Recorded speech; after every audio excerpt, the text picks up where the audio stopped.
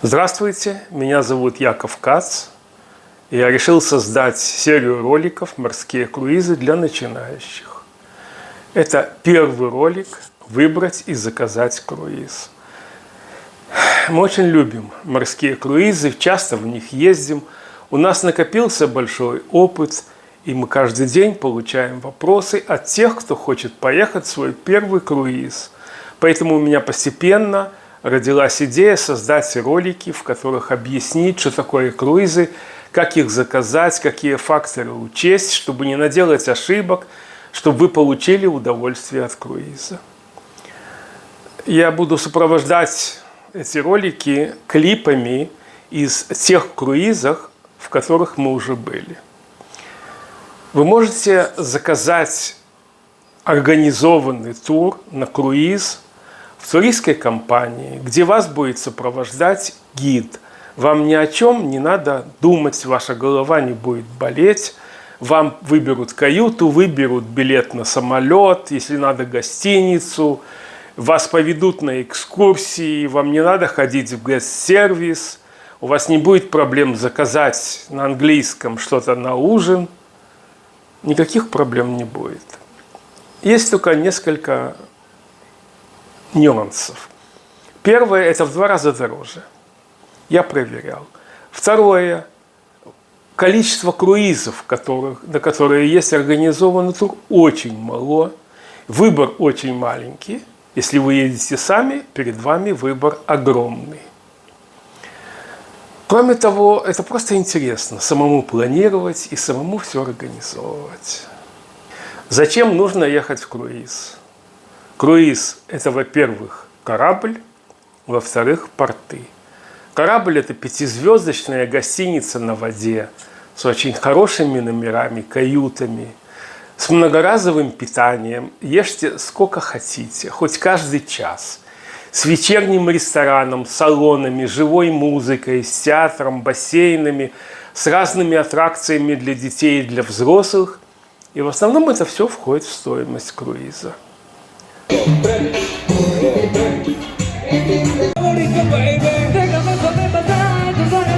Начал кушать ногу ягненка, а потом вспомнил, что я хотел сфотографировать на память.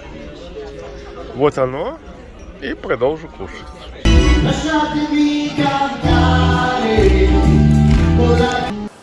Второе – это порты. Вы выходите в таких городах, куда вы бы иначе никогда не попали. Вы выходите утром, свежие, после хорошего завтрака, гуляете по городу или берете экскурсию в городе или за городом. Перед обедом или перед ужином вы еле живой от усталости возвращаетесь в номер, моетесь, идете на ужин, идете в театр. После театра идете в салон танцевать. Дни проходят очень незаметно. И мы получаем очень большое удовольствие. По красоте, потому что, да? Я не знаю, посмотрим, как остальные, рост остальных. А, вон дети, Инна. Вон дети. Вот, коричневые. Вон там, вот. Это их дети. Да.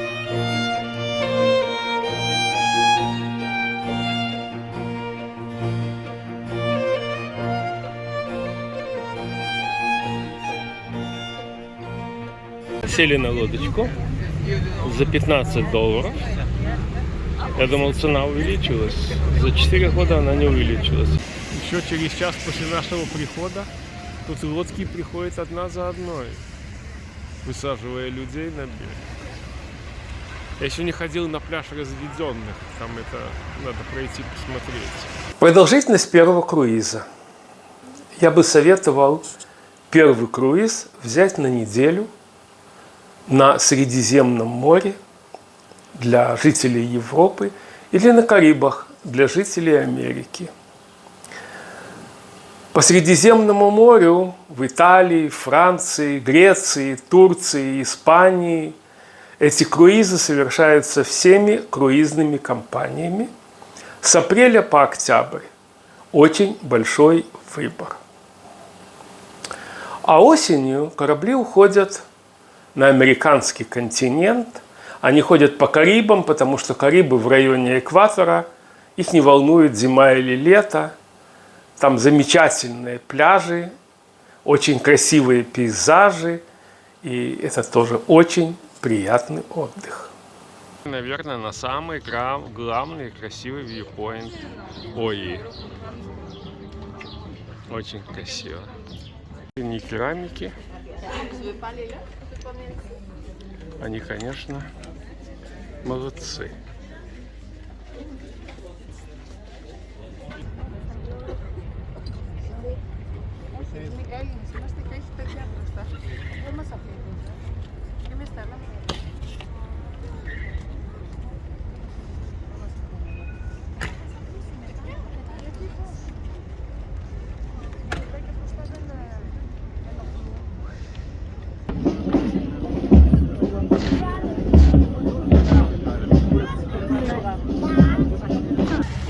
Площадь 3 фонтанов, дворцов, церквей.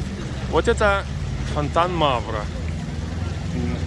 Когда-то здесь был стадион, который постепенно, в средние века, который постепенно превратился вот в такую площадь. И мы проверяем жену на верность. Если она всунет руку глубже, если она ее вытянет целую, значит она верная жена. Вынимай! Ой, все нормально. Сейчас будем проверять меня на верность. Я суну руку.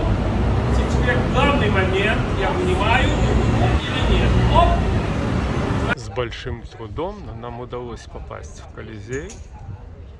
Вот здесь происходили гладиаторские бои. Бои между гладиаторами, бои с дикими зверями и бои по принципу толпа народу, последний остается в живых. Мы пришли к фонтану Треви. Туристов здесь оказалось меньше, чем я ожидал.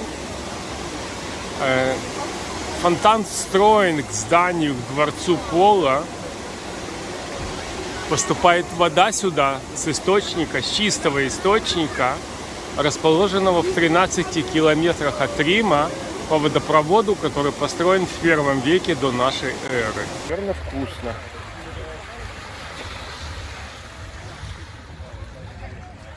Прямо на пляже народ явно насыпал хлеба, потому что здесь в 5 метрах, вот там, где люди стоят даже, там просто кишит рыбой. Пойдем занимать лежаки. Вот наш пляж. А вот я вижу, к нашему кораблю приближается еще один, и скоро будет тесно. Нашли бесплатную скамейку в тени под крышей. Вот наша крыша. Будем культурно отдыхать. Нас встречают вот эти высокие красавицы. И вот это в зелененьком. Маленькая, но красивенькая. Идем дальше. Фотообои. И вон там вдали пляж.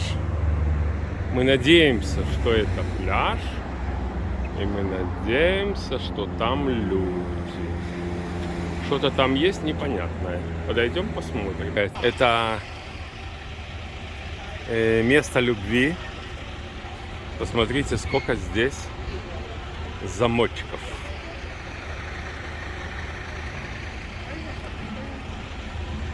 Это типа картошки. Ямс — это типа картошки, такой овощ, который употребляется в пищу. И вот он купил сейчас наш водитель и будет дома кушать. Thank you very much. Okay. На пляж Пейнес Бич, в котором много рыбок, нет волн и черепахи. Но черепахи меня волнуют мало.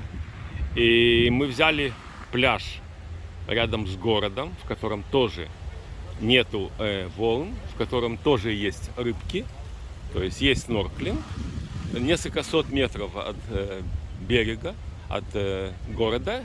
И вон я сейчас показываю. Видны наши корабли. Very nice. На Сент-Луше, Санта-Лючия мы взяли 4-часовую экскурсию по острову вдоль побережья до питонов. Вот мы видим питоны, вот мы видим остров, вот такую мы видим природу. Hey, what is trees this? Coffee. This is coffee, yes? Вот кофейное дерево. Шалом.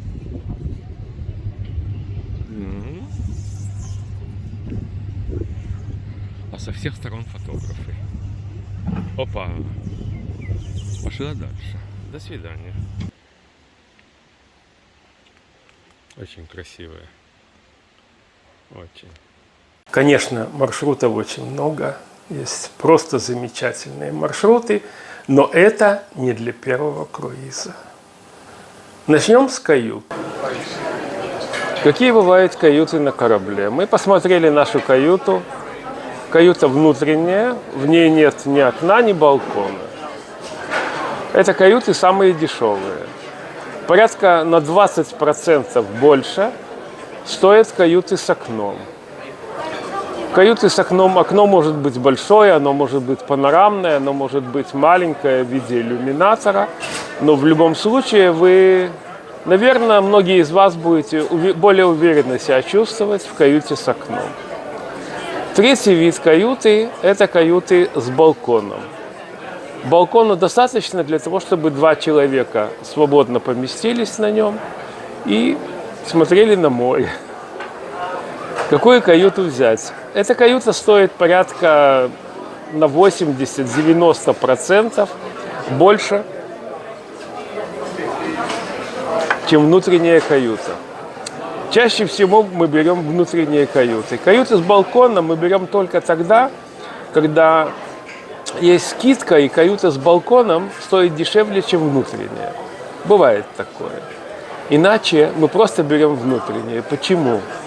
Что вы будете делать в этой каюте? Смотреть на море? 5 минут, 10. Каюта нужна для того, чтобы в ней спать, чтобы в ней переодеться, собственно говоря, помыться, и все. Вы ночью спите, днем в большинство дней вы гуляете по городу. В тому городу, к которому пришел ваш корабль. Утром собрались, в обед пришли или даже вечером пришли. Вечером пошли в театр или пошли в бассейн. В каюте вы не сидите. Вы уверены, что вам нужно переплатить? Я не уверен, нам не надо. Мы действуем по принципу брать более дешевую каюту, но за счет этого брать больше круизов. Следующий вопрос, где взять каюту, в каком месте корабля? На корме или на носу? Взять каюту на верхних этажах или на нижних? Это на ваш вкус. Обычно на корабле театр находится внизу, на носу. А буфет, в котором вы будете завтракать, обедать, некоторые еще ходят ужинать, он находится на корме. А корабль длинный. И бегать все время туда-сюда, надоедает. Поэтому определитесь, где вам лучше, на корме или на носу. Чуть-чуть более дорогие каюты по центру. Тогда вам в любую сторону бегать недалеко. Кроме того, смотрите, где находится ваша каюта, а где находится ближайший лифт. Потому что с 5-го этажа на 12-й пешком вы много не находитесь. Значит, обычно на кораблях бывает 2 группы лифтов. На носу и на корме. Или 3. Еще одна группа лифтов находится в центре. Вот сейчас на этом корабле наша каюта, 308-я каюта, она находится по центру. По центру есть панорамный лифт, и нам очень удобно, мы быстро можем прийти и на корму, и на нос корабля. Теперь выше или ниже совершенно не играет роли. Давайте посмотрим, что есть в нашей каюте и на что нужно обратить внимание. Вот наша каюта номер 0308. Я провожу карточкой и открываю каюту. Итак, перед нами прежде всего кровать с зеркалом. Как я уже сказал, это у нас внутренняя каюта, диван. Диван — это хорошо, здесь очень много места. Достаточно много. Шкафчики. Вот здесь находится шкаф. Внизу 3 полки. Вот еще шкаф. Места очень много. Сюда можно чемоданчик вложить. Это место для обуви. Вот здесь сейф. Розетки. Розетка на 220 вольт. И еще по центру 2 розетки. Одна розетка на 110 вольт справа и слева розетка на 220 вольт. Поэтому я всегда беру с собой переходник со 110 вольт на 220. Вот еще место вверху. Можно класть, например, рюкзак. Ну, где-то вот так. Внизу еще 3 полочки и небольшой холодильник. Ну и инструкция на всякий случай, где мы находимся и как уходить с корабля. Вот здесь такая мелочь, чтобы мы не теряли, где наши карточки. Карточки можно хранить вот здесь, в специальном отделении. Ванная комната.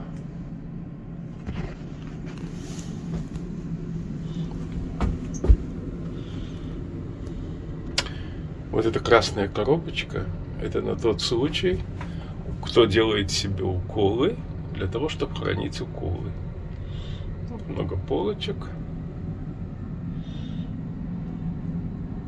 Вот вход в нашу каюту. Вообще заселяет половина корабля из-за коронавируса.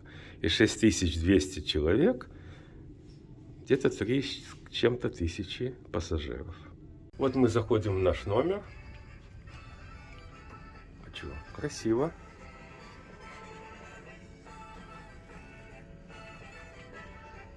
И панорамное окно на всю стену.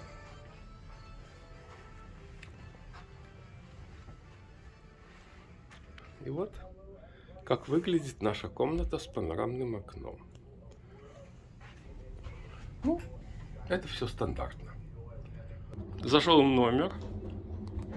Ну ничего. Вот стол. Вот кровати.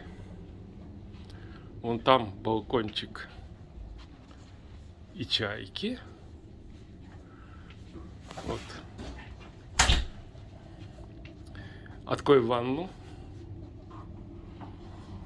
Вот ванная комната. Ну ничего. Будем заселяться. Розетки в каюте.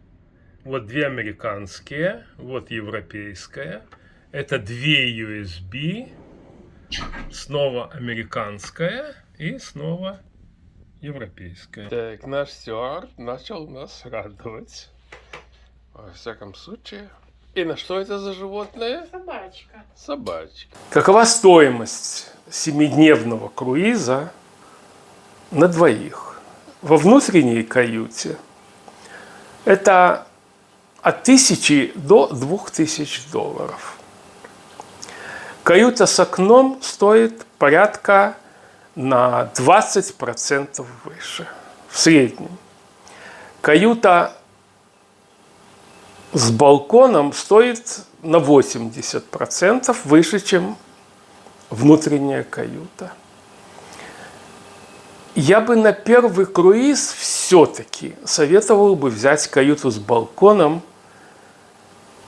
Не всем нравится закрытая каюта, у многих клаустрофобия. мы ездим очень много, у нас выбор очень простой. Или мы берем много круизов в закрытых каютах, во внутренних, или мы берем мало круизов в каютах с балконом. Из дальнейших разъяснений вы поймете, как самому заказать круиз. Давайте зайдем в агрегатор cruise.com. Будем делать запрос. Прежде всего выберите год, месяц, регион плавания и приблизительную продолжительность круиза. После этого имеет смысл, но не обязательно, выбрать круизную компанию. Я вкратце расскажу свое мнение о тех компаниях, с которыми я плавал. Royal Caribbean имеет 6 кораблей класса Oasis. 6-й сейчас появится. Там превосходный сервис, еда, много развлечений, ледовый каток, парк с настоящими деревьями и кустами, водные аттракционы, подъемы по скалам, симулятор водного каскада, спуск над пропастью и другие. Остальные корабли Royal Caribbean тоже хороши, но там возможностей аттракций там намного меньше. Принцесс я очень люблю, много с ними плавал. Там очень качественный сервис, еда для детей, игра на свежем воздухе, детские клубы. Компания не из самых дешевых. Norwegian Cruise Line позиционирует себя как компания в свободном стиле. Приходите ужинать, когда хотите, одевайтесь, как хотите, в разумных пределах, нет необходимости в костюмах и так далее. Цена круизов средняя. Компания Celebrity предназначена для тех, кто не очень молодой. Все отзывы о ней, что эта компания в строгом стиле и что на этой компании все вышкалено. Но мы были один раз на Celebrity Cancellation. Это получилось корыто, в которой была очень плохая еда. Ну, значит, нам не повезло, надо брать, наверное, на других кораблях этой компании. London America Line – это компания действительно для тех, кому... Ну, в общем, мы там были из самых молодых. Все очень строго, все вышкалено на высшем уровне. Никаких активных аттракций, детей туда не берите. По вечерам в салонах музыка для тех, музыка молодости для пассажиров этого корабля. То есть Rolling Stones и Beatles. MSC – это компания недорогая. Цены иногда очень дешевые. Все чистенько, немножко бедненько. То есть и уборка в номерах нормальная, и в буфете, и в ресторане еда неплохая. Но когда я просматривал свои ролики и сравнивал, например, буфет в Royal Caribbean и в MSC, ну, есть разница. К плюсам можно отнести, кроме цены, что для детей есть аттракции, и там очень хороший театр. Из всех компаний мне театр MSC нравится больше всего. Там своя группа, которая каждый день делает мюзиклы, и музыка, и оркестр превосходный, танцоры. На многих других компаниях гости, артисты ездят от одного корабля к другому, ну и мне это не нравится. Какой круиз я бы советовал выбрать первым? Возьмите круиз по Средиземному морю или на Аляске, как я сказал, 7 дней, там, где вам ближе, на любой из 6 компаний, о которых я сказал. На всех компаниях хорошая уборка номеров, хорошая еда. Где-то еда получше, хуже, вам надо почувствовать, вам надо первый раз увидеть, что это. Как я сказал, первый раз, наверное, лучше взять каюту с балконом, ну, в крайнем случае, с окном. Давайте мы продолжим смотреть Cruise.com. Для примера возьмем недорогой круиз MSC. Заполняем MSC в круизной компании, нажимаем кнопку «Поиск». Получаем 45 различных круизов. Столько нам не надо. Выбираем первый из них. Из Канн в Канны на 7 июля на корабле MSC Seaview. Это хороший корабль. Нажимаем кнопку «Выбрать». Получаем карту маршрута и расписание. Есть несколько дней. Выбираем 7 июля и нажимаем кнопку «Выбрать». Получаем такую картинку. Мы договорились выбрать балкон, поэтому нажимаем соответствующую кнопку.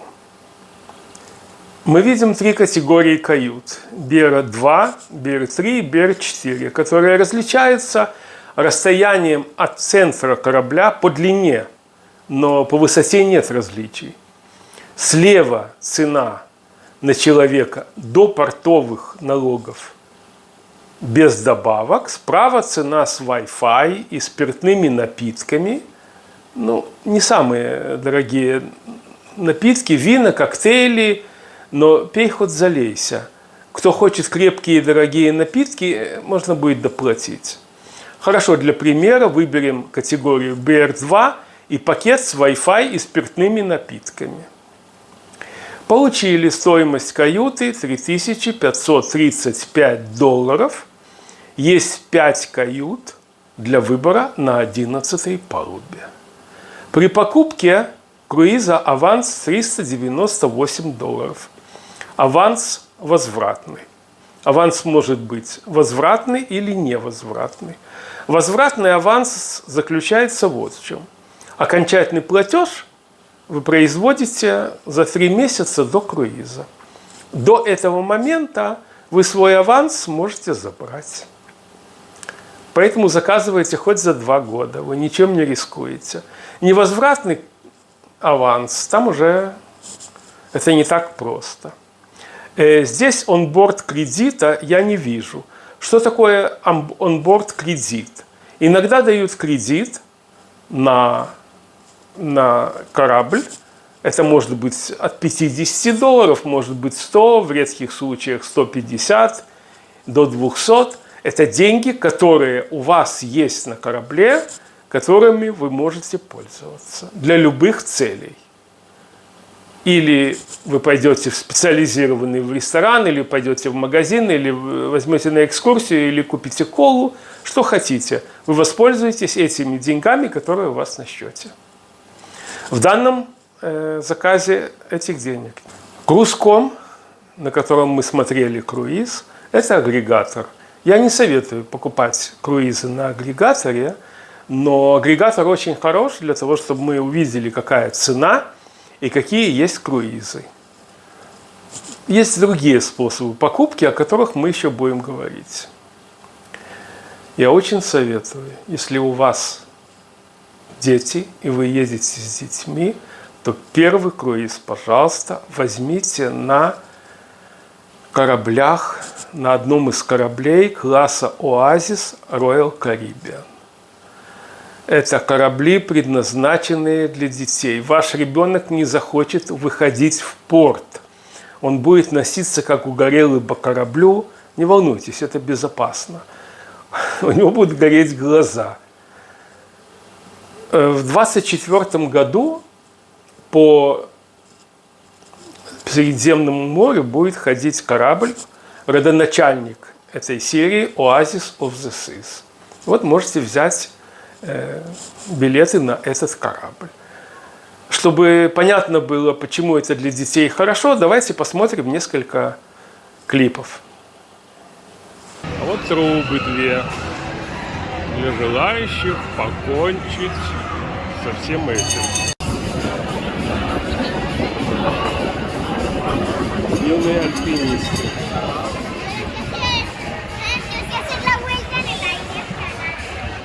Вот здесь детский рай.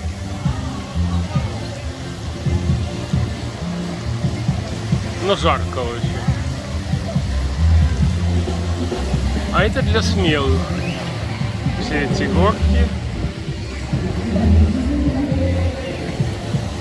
Это спортивный этаж. Здесь настольный теннис.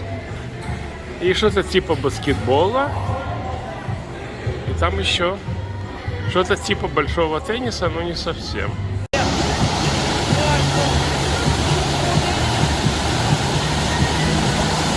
Опа!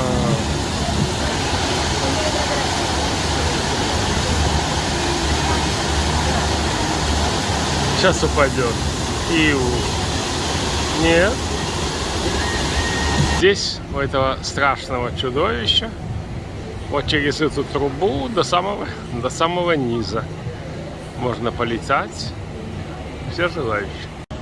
Вот поднимается девочка, смелая. Главное не уписаться.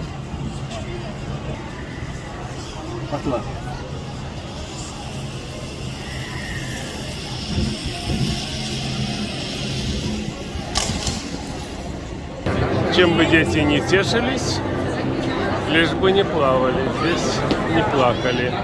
Здесь очень интересный аттракцион.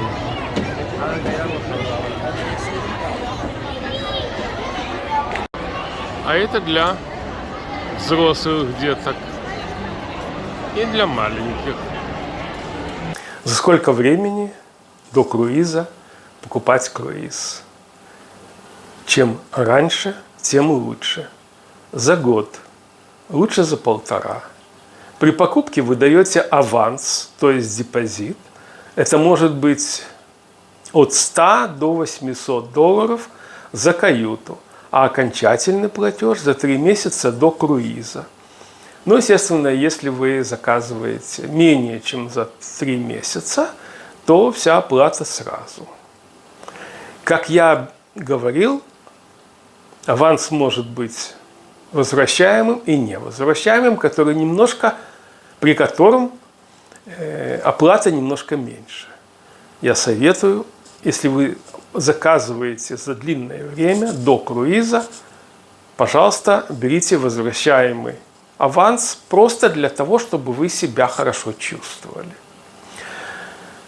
От момента покупки круиза до самого круиза цена на круиз, на ту же самую каюту может меняться.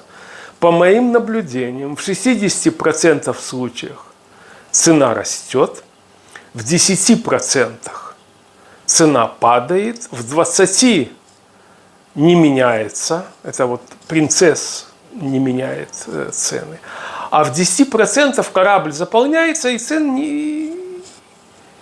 билеты не продаются. Поэтому лучше брать заранее. И очень важный момент. Если вы взяли каюту с возвращаемым депозитом, и более чем за 3 месяца до круиза цена упала, то тогда вы можете переиграть и уменьшить цену на круиз так, какая она стоит сейчас. Но за 3 месяца и меньше до круиза вы уже переиграть не сможете. Таковы правила. Часто спрашивают, у кого покупать круиз. Круиз вы можете заказать в любой круизной компании, в любой туристской компании, у любого туристского агента. Эта компания закажет круиз у импортера круизной компании, а та закажет у самой туристской компании, и еще хорошо, если посредников будет 2. И каждый берет с вас проценты. Кроме того, ваши деньги ходят между посредниками, они очень нескоро попадут в корабельную компанию, а если посредник, у которого деньги обанкротятся, у вас будут проблемы с возвратом. Вот так было в эпоху коронавируса, многие обанкротились. Можно войти в сайт круизной компании, у каждой круизной компании есть свои сайты, и заказать там круиз. Пожалуйста. Но 2 проблемы. Первая проблема – это не всегда возможно. Вы, например, из Израиля не можете заказать непосредственно круизы в некоторых компаниях. Они хотят, чтобы вы заказали, например, у Крузмеда, чтобы вы заказали у компании, которая является поставщиком услуг этой компании. А это Крузмед будет брать свои проценты, будет брать $50 за оформление. Ну и есть еще проблемы. Кроме того, если вы покупаете круиз у круизной компании, это не всегда самая дешевая цена. Пример. Wonder of the Seas я купил в тот день, когда была объявлена цена на этот корабль, это новый корабль. Мне предложили за $5200 круиз на неделю. Я купил за $2400 эту каюту у моего круизного агента. Я советую покупать круизы у проверенных круизных агентов. Круизный агент не берет себе деньги. Он их не видит. Он получает свои проценты от круизной компании, а те деньги, которые вы передаете, эти деньги идут сразу в круизную компанию. Например, я недавно заплатил аванс в «Принцесс». Я посмотрел в своей кредитной истории по кредитной карточке. Я посмотрел свою кредитную историю, написано, что деньги переведены в компанию «Принцесс». Нормальные круизные агенты так действуют. Они денег не видят. Если что-то, не дай бог, с ними случится, вы ничего не теряете. Все зафиксировано. Кроме того, когда я покупаю у такого агента круиз, я в тот же день вечером уже вижу, могу найти себя на сайте круизной компании. Там уже оформлено, что я заказал круиз. Я советую покупать круизы у надежных международных агентов, которые есть в сайте Навимба. Я лично никого не советую.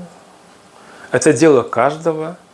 Но я всегда, уже лет 5, наверное, покупаю круизы у Алекса Шустермана. И я очень доволен. Вот его страница в Навимбе. Войдите, зарегистрируйтесь в сайте, задайте ему вопрос. Или напишите прямо в email. Только не пишите, что вы хотите куда-нибудь съездить летом, чтобы он посоветовал. Он не советник, он продавец. Это то же самое, что кассир в кинотеатре. Сначала с помощью Cruise.com или другого сайта определите те несколько вариантов, которые вас устраивают. Напишите ему, спросите, сколько стоят такие круизы, указав тип каюты. Получите ответ. Если устраивает, можете заказывать, оплачивая по кредитной карточке через него аванс. Заказать можно только кредитной карточкой. Если вы хотите посоветоваться, куда поехать, идите в туркомпанию, сидите 2 часа с агентом, в результате получите круиз, который выгодный не столько вам, сколько ему и его компании, и по более высокой цене. С кем вы можете посоветоваться? Очень много эти вопросы обсуждаются в Навимбе, и есть в Фейсбуке очень много групп, которые обсуждают все эти вопросы. Есть каюты, которые дешевле. Вы можете сэкономить. Каюта, которая дешевле, чем самая дешевая каюта. Это каюта гарантии. Каюта гарантии может быть внутренняя, каюта гарантии может быть с окном, каюта гарантии может быть с балконом. Что это означает? Вы говорите, я беру каюту с балконом, а какую каюту решает корабельная компания.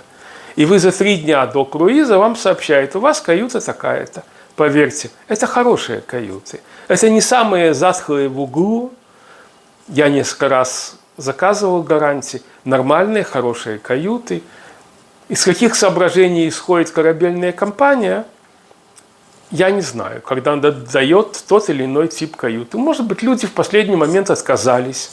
Вот вам ее и дали. Но вам гарантируют не ниже того класса, который вы заказали.